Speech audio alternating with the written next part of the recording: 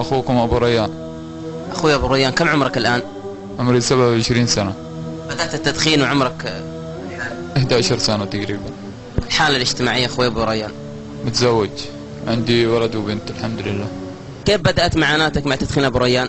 والله بدأت معاناتي معاناة صعبة كبيرة، ولما يعني جاني المرض ده واكتشف عندي الورم ده، لحد اكتشف يطير واخذوا منه عينة رسلوها لبريطانيا. انا ما اعرف وين المرض، ايش التخصيص، خبيث حميد ما مكتشفينه. ولما رجعت من بريطانيا اكتشفوا ان المرض ده خبيث وخطير بانتشار في الجسم، فأقر لي عملية بأسرع وقت وأجري لي العملية الحمد لله، وتم بنجاح استئصال الورم كامل. ولحد الآن استخدم العلاج كيماوي، استخدمت علاج الإشعاع 28 يوم، ولحد الآن أخذ جلسات كيماوي.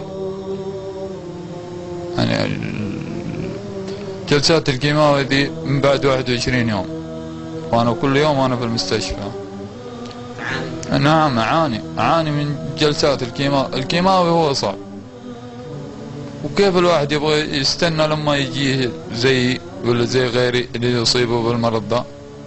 لما الواحد يوقف نهائيا قبل ما يجيك المرض ده. أخوي أبو ريان، هذا الجهاز المركب ايش فائدته؟ فائدته الجهاز ده للتنفس والبلغم، لأنه تضع إصبعك على نفس نعم عشان الصوت.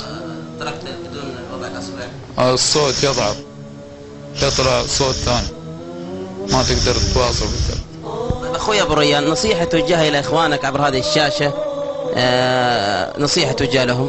والله النصيحة اللي وجهها لهم إن الواحد يكف عن التدخين نهائيا. تدخين، شيشة، شمة، هذه كلها تصيب بالسرطان.